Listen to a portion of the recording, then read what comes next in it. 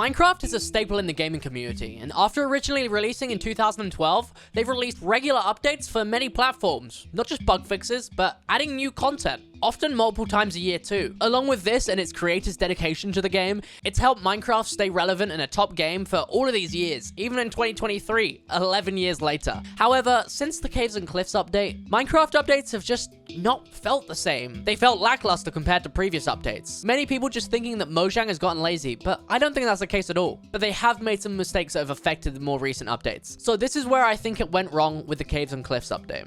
So Minecraft uses the same update system as many other games do. When the game updates, they track it with the version number. But rather than other games having a definitive name for the update, Minecraft tends to go by this number more, such as the 1.17 update being less known as the Caves and Cliffs update. To quickly sum up how the number system works, the 1 suggests that we're on Minecraft 1, the way I'm assuming it's gonna stay. The 17 meaning it's the 17th major content update, and any numbers after that are just bug fixes. So right now, we're on 1.19.3, meaning we've had 19 major content updates over the 11-year span of the game. So naturally, some have been better than the others, but we usually get a few cool updates a year. Some notable ones being the End Dimension in 1.0, the Redstone update in 1.5, the controversial 1.9 combat update, the Aquatic update in 1.13, Village and Pillage in 1.14, and the incredible 1.16 update to the Nether. Whilst we're mentioning the 1.16 update, let's pause a second and speak a bit about the update, because honestly, it deserves it. The update changed Minecraft. The Nether before 1.16 was a barren land, just one singular biome, one singular structure, and the only reason you really went was for the blaze, a mob that you need to kill for it to drop for beating the game. There were a few other mobs, yeah, but they weren't that useful. Some of the mobs were virtually pointless just for the insignificance of the drops compared to the effort it took to get them. Magma cubes dropped magma cream, which was used for making fire-resistant potions, which you don't really need that many when you're not spending long in the Nether. The ghast drops the ghast tier, which gets you the regeneration potions, but the ghast also shoots fireballs and breaks blocks and sets the ground around you on fire.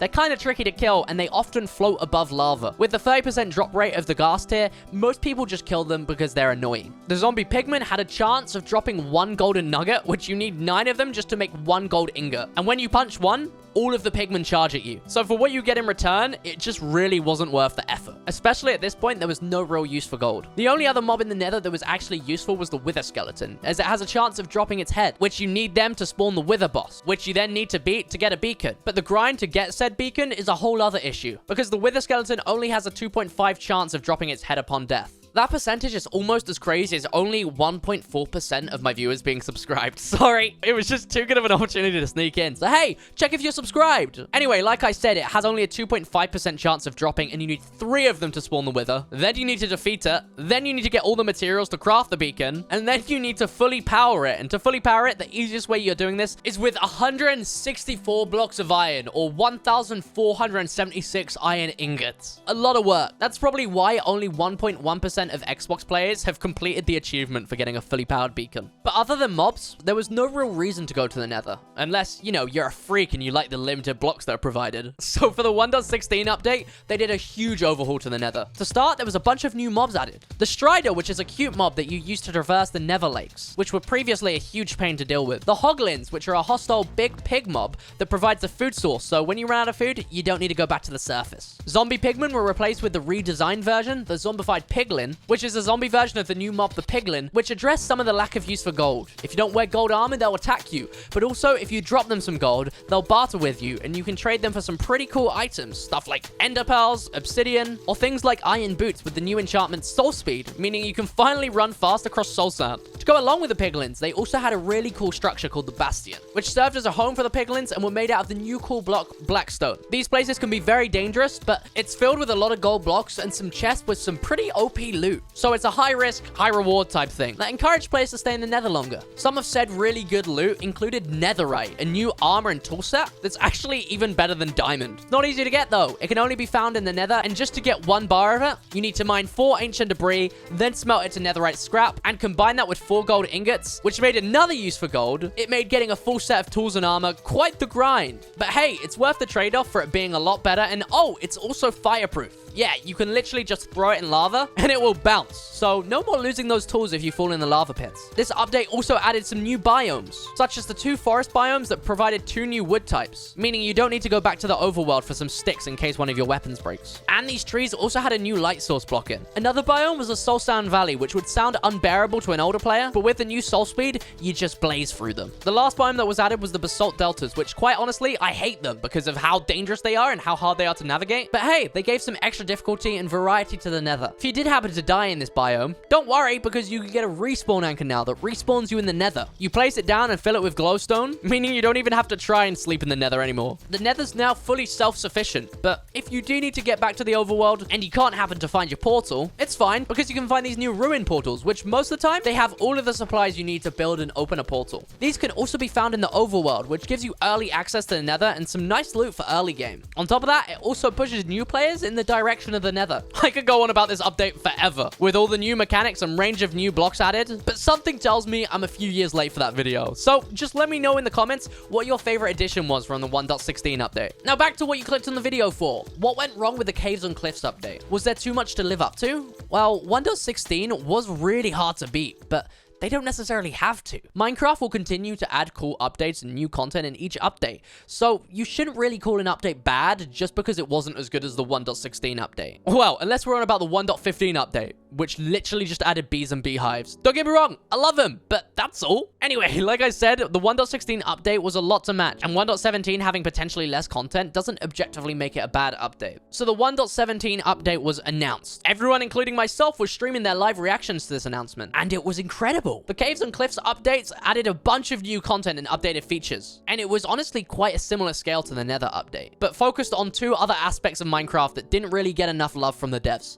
The caves and, well, the cliffs. People have been asking for updates for these 2 things for years. Caves, they were too plain. The normal cave generation just all looked the same. The only really cool thing in them was the rare mine shafts, and everything else was the same dark, dingy, and same repeating themes with boring textures. Cliffs or mountains were also the same theme. Too plain. Most mountains just resembled mounds of dirt, and for people exploring the overworld, the game needed more visually pleasing stuff just to make you stop and appreciate the beauty of Minecraft, shaders or not. And so, it was time for the next changes. Off the start, caves went deeper, cliffs went higher, seeing the bedrock floor now all the way down at Y-64, compared to it being 0 before, and the mountains now spawn more, well, mountain-like, with a build limit of up to 320 compared to 264, and terrain generating all the way up to Y256. Now let's split these into 2 halves and talk about the caves first. One small change saw all of the ore textures completely be reworked. Each one looked different. At first, it threw a lot of people off, as everyone was so used to the old textures. But this small change accommodates really well for colorblind people. So this was a cool small change. If you were to dig down in this new update, you would also notice a new block around the Y8 level. And this is called Deep Slate, which is a harder, darker stone variant, with all of the same sub-variants for stuff like cobblestone and stone. But you might not even need to dig down to find this though, because caves are now a lot more common, and some of them are huge. Like, look at this. They're beautiful. They're spaghetti caves, which are more normal to the old caves, as well as cheese caves, which are named after Swiss cheese, and are these big, wide caves with natural pillars and spikes on the roof and floor, occasional lava lakes, and large bodies of water that could have 2 new mobs spawn, axolotls and the mob vote winner, the glow squid. These caves now being so big were just perfect to glide through with an elytra. And whilst doing this, you might spot a few new things, like the difference in mine shafts, which can now be suspending in the air held up by chains, and sometimes supported by long logs that connect right to the ground. You could also find these super pretty amethyst geodes, which look incredible and also sound it. And easily the best type of new caves is the lush caves, filled with green vegetation and things like moss, flower blossoms, glowberry vines, drip leaves, small azalea trees, a bunch of pretty stuff to light up the caves, quite literally. Now, if you do go really deep in these caves though, you might sometimes find the dangerous deep dark, which can contain skulk blocks, skulk sensors which can detect sounds and vibrations, and output a redstone signal, but also can set off the skulk shriekers, which will summon the new warden, which is kind of a boss that's blind and locates you through vibrations, sounds, and smells. But it's super dangerous and will also give you blindness. The mob is quite literally designed for you to avoid it. If you want to play it really risky though, you can sometimes find these rare ancient cities. It's a whole underground city which is littered with skulk sensors and can easily spawn multiple wardens. They will destroy you super fast. But hey, if you do risk it, some of the loot you find in these can really make up for it. Now that we've reached the very bottom of the caves, let's go right back up to the surface and tackle the cliff side of this update. Like I said, the cliffs are going way higher now, and there are things now that look like actual mountains that give some height and sights to the game. Starting with the meadow, which is a little bit higher in mountainous plains biome, and the grove, which is the snowy equivalent of this. The rest of the new biomes are more traditional mountains with a few subtypes. I'm sure you can guess what makes each one different, being the jagged peaks, the frozen peaks, the snowy slopes, and the stony peaks. And on top of some of these mountains were none other than the mountain goats. They're quite cute, but can be a little aggressive and will charge at you and send you flying in the sky. But also, if you manage to make them headbutt a tree, it'll drop one of their horns, which each horn has a chance of being a different variant, and you can play them either as a battle horn or a little instrument. And in itself, it's kind of a flex because they're quite rare and they're quite tricky to get. On some of these snowy mountains, you gotta be careful though, as there's a very slightly different textured snow block called the powdered snow. Think of it like snow, but quicksand. You sink right through it and it could land you in a cave, or it could just send you to the bottom and quite literally freeze you to death. So make sure to think fast. They can be used to make some cool traps and secret houses, but easily the coolest thing is you can pick them up in a bucket and use it like water. You can MLG with snow, and you can even use it in the Nether. Finally, MLG clutches in the Nether. It's brilliant. Overall, above the caves, they just completely reworked how terrain generates and makes things make you just stop and admire it. They also added a few extra things like a copper ore set, which includes the copper rod that absorbs lightning, meaning your wooden roofs won't catch on fire, candles, tinted glass that doesn't let light through it, new music discs, a bunch of stuff. Then in 1.18 and 1.19, there are a few new pieces of content, but nothing huge. But it did add some cool things like tadpoles, frogs, frog lights, a new swamp biome called the mangrove that has trees that you can plant underwater, mud and other mud variants, and the new mob vote winner, the LA, which is a mob that can pick up items and drop them in locations you want, and it's also super cute. So now that you know what was added since 1.16,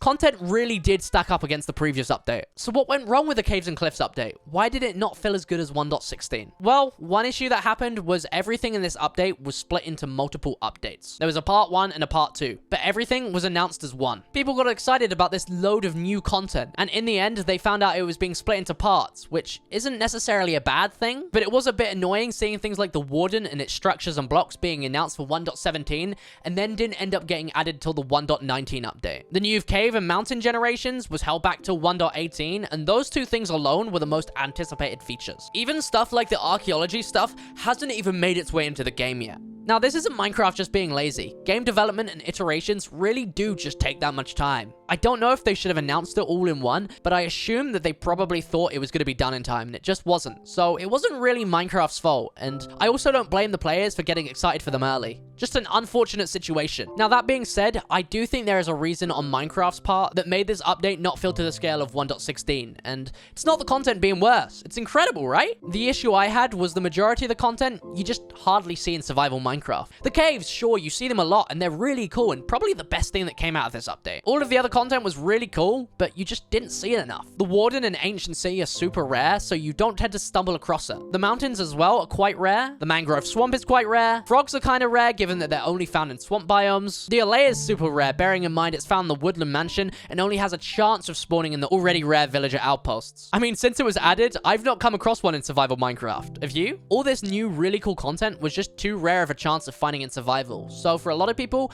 it probably just felt unupdated for the most part. When you compare this to the Nether update, you can't go to the Nether without seeing all of this new content in one. So it makes sense why people didn't rate the updates after 1.16 as much. Do I think Minecraft did bad with the content in the new updates? No, they've all been great. I just really wish you would see it more commonly in the game. So if there are any Minecraft devs watching this, hey, thanks for making all of these amazing updates. I just hope in the future you can work on some stuff that you will see in a day-to-day basis. That's gonna be it for today's video. Thank you for watching all the way to the end. If you did enjoy it, please give that subscribe button a press. It is free at the end of the day, and I spend hours on these videos, so it'd be greatly appreciated. Anyway, that's it for me. Thank you guys, and I'll see you later. Bye!